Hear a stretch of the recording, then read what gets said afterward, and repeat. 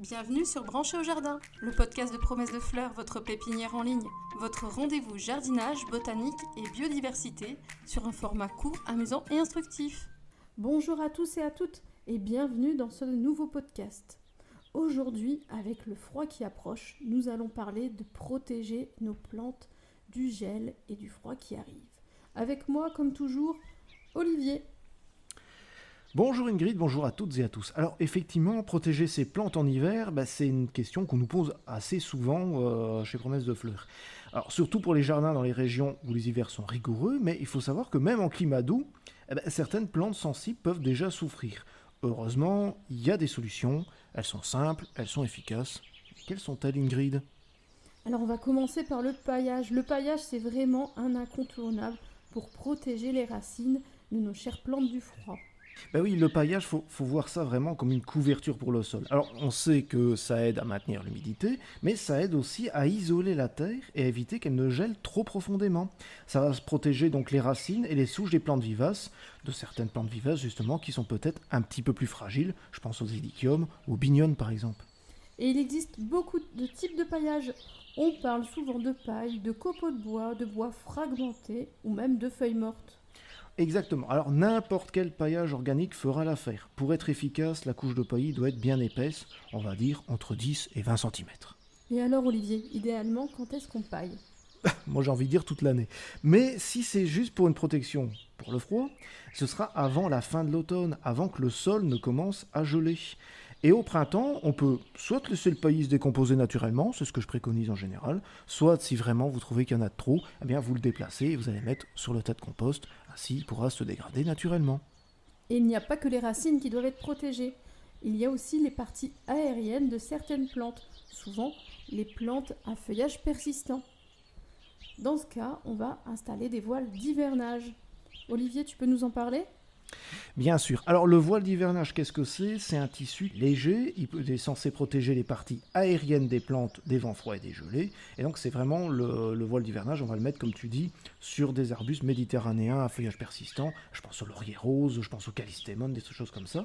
C'est utile aussi pour protéger certaines parties, les boutons floraux un peu précoces, par exemple ceux des camélias, des choses comme ça. Alors, quand on regarde les voiles d'hivernage, il faut aussi faire attention à ce qu'on appelle le grammage. Généralement, vous allez trouver du P17. C'est le voile d'hivernage le plus courant, mais il faut savoir aussi que c'est le moins épais. Alors, on va le choisir en fonction de sa région. Plus on est dans une région froide, plus on va choisir un grammage épais. Alors, pour trouver le grammage le plus épais, c'est tout simple. Vous regardez le chiffre qui est derrière le petit p, et plus ce chiffre est élevé, plus le grammage est épais. Alors comment on va poser ce voile d'hivernage sur nos plantes ? Alors déjà, on va le poser uniquement quand les gelées sont annoncées. Les feuilles persistantes ont besoin de respirer et il ne faut pas le mettre trop vite. Ensuite, le feuillage ne doit pas être en contact avec le voile d'hivernage. Il risquerait de moisir. Moi, généralement, ce que je fais, c'est que je plante des tuteurs autour de ma plante, j'emmaillote le tout, et voilà. Le voile d'hivernage, on va l'enlever ou l'ouvrir dès qu'il y a un petit peu de redoux pour permettre à la plante persistante de renouveler son air et d'éviter de moisir. Exactement. Alors, on a pas mal de jardinières, des plantes en pot, avec souvent des plantes un peu fragiles. Qu'est-ce qu'on fait avec toutes ces plantes, Ingrid ? Alors, tout d'abord, on va penser au paillage. Les plantes en pot, oui, il faut aussi les pailler, comme pour les plantes extérieures. On va mettre là aussi du paillage organique. Exactement. Alors, il faudra aussi penser, pour certaines plantes plus fragiles, les rentrer dans un local hors gel. Je pense à une véranda non chauffée ou un garage avec une large fenêtre. Si c'est pas possible, parce que quand même ça prend de la place, on peut les laisser dehors, mais avec quelques précautions. Laisser dehors celles qui sont franchement pas moins fragiles, bien sûr. Mais les précautions, ce sera le plus possible isoler le pot. Donc on va surélever les pots et les jardinières avec des cales. On va peut-être les mettre aussi dans des grandes boîtes en bois dans lesquelles on pourra les remplir de feuilles mortes, de papier journal, de paille, des choses comme ça, histoire de gagner, on va dire, 1 ou 2, peut-être 3 degrés, pas plus, mais ça peut aider certaines plantes à passer l'hiver comme ça, sans encombre. Je vois aussi pas mal de jardiniers qui utilisent du papier bulle. Alors, Certes, c'est efficace pour isoler le pot, surtout jamais la plante. Mais le papier bulle, j'aime pas trop. Oui, ça garde trop l'humidité, je suppose. Exactement, ça garde beaucoup l'humidité. Sur le long terme, c'est pas viable.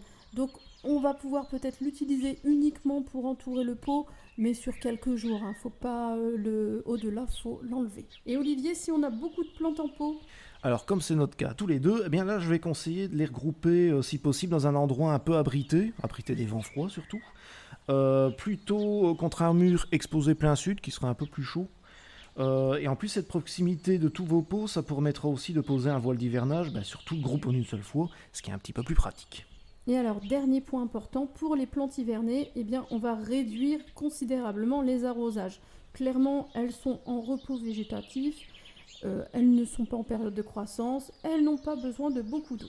Et pas de fertilisant non plus. Exactement. Alors, on va arroser seulement pour maintenir un terreau légèrement humide, sans trop d'excès surtout. Et si jamais elles sont en extérieur et qu'il y a du gel annoncé, eh bien, on s'abstient. Mais dis-moi, Olivier, quand est-ce qu'on retire les protections ? Au printemps ? Ah, ça c'est une question dont la réponse est compliquée.